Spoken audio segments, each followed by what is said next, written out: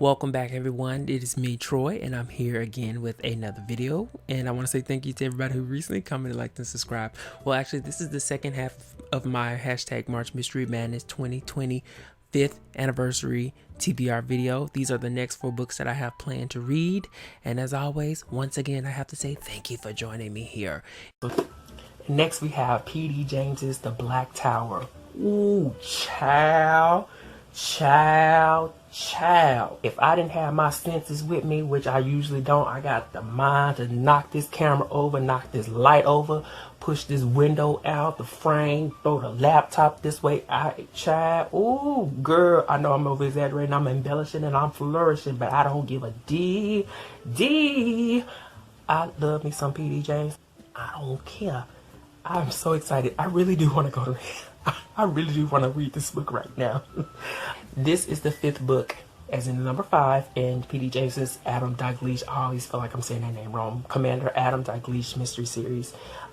This book is going to have Adam Dalgliesh going into... He's going to be phoned by a chaplain who works within a nursing care facility, and I'm assuming from the back, the synopsis, that it don't even matter. It really... Listen. It really don't even matter. I'm gonna love it either way, okay? So it don't even matter.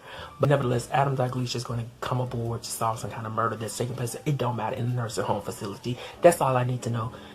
P.D. James's nuance and atmosphere has always been everything to me. So with that being said, I'm gonna put a link to another booktube channel, which consists of 2 individuals, y'all know who I'm talking about, who are gonna be reading the first book in the P.D. James series called Cover Your Face. The Book Bryant channel, so we'll put that link down below.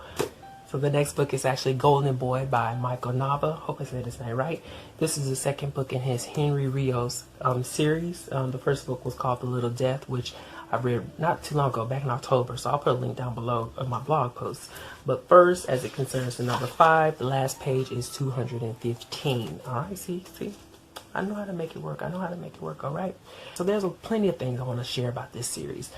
Michael Nava, as the author, he has pretty much casted his main protagonist of his series, Henry Rios, as a reflection of himself. They have 3 things in common. Number 1, they're both Latino. Number 2, they're both lawyers. And number 3, they're both gay. So you can see a lot of the author, or you can assume mostly that a lot of the author is inside of his character, Henry Rios himself. So that being said, this book, as the second book in the series, has Henry trying to, I want to say, because this synopsis is so slim, he's defending a guy who has been falsely accused of murdering one of his co-workers, a co-worker who threatened to out him. And then, of course, that's where Henry Rios comes to either defend him and solve the case as to what exactly happened to this worker of his that has perished away. These books they started publishing back in the late 80s, so, there's a lot of topics that are worth getting into as it regards this particular series beyond just the mystery. Next on that list is A Skeleton in the Family by Lee Page. This is a cozy, in the first book in her cozy series. Look at that. So, look, there's some wood. She got some hardwood floors. I don't know if it's caulk wood, but it is a wood floor. This is the first book in the series, as I said. I went to the bookstore and I looked in the mystery section. I put my binoculars on. I scanned up the shelves and stuff. I saw a lot of books on sewing, a lot of books with cats on the covers, a lot of books with just food, various points of food. But this right here stood out for me because this follows a woman named Georgia Thackeray who moves back into her family home with her teenager. And one of the things about that revolves, or what is a darkly kept secret, is that there's a skeleton that lives within their family.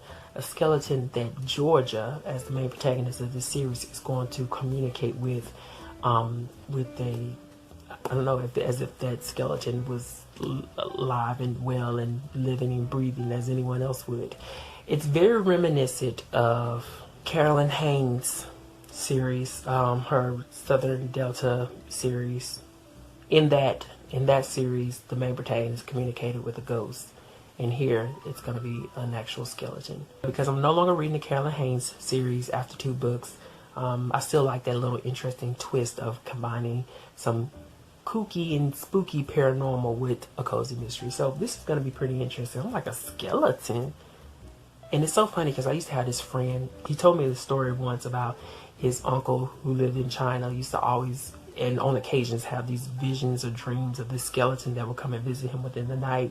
And anytime that skeleton came to see him, it was a foretelling of someone in their family getting sick. So it kind of made me think of that. I know that's kind of a strange anecdote to add right there, but it did put me in mind of that guy. Anyway, with that being said, Georgia and her little skeleton friend, who is actually somehow tied to their family, is going to be, in the first book, going to be uncovering exactly what happened to this individual who is now a walking, talking, and moving around skeleton. Yeah. Kooky stuff, but that's why we like cozies, because we like those little interesting twists. Last on the list is J.D. Robb's Golden in Death, and I've already did a video about this, so there's no need for me to even go any further. Because I did do this TBR list in alphabetical order, this book became the last book, which is interesting because I was struggling about whether or not I wanted to put it at the beginning of the list or at the end, but it is going to be at the last. It's going to be the little last taste of mystery for the month of March. And then, you know, we'll see where we go from there. So you can check out the video that I did of this book. It is the 50th book in J.D. Robb's in-depth series. On top of that, this celebrates the 25th anniversary of that series. So there's a lot of fives involved. That is it, guys. As always, you can share with me your TBR or what you're interested in reading as it concerns March Mystery Madness down below. And as always, love yourself, read all the books that you want to read, and much like Janet Jackson, girl, you better be in control. Don't let these folks control you. You got to be like, control. You know what I'm saying.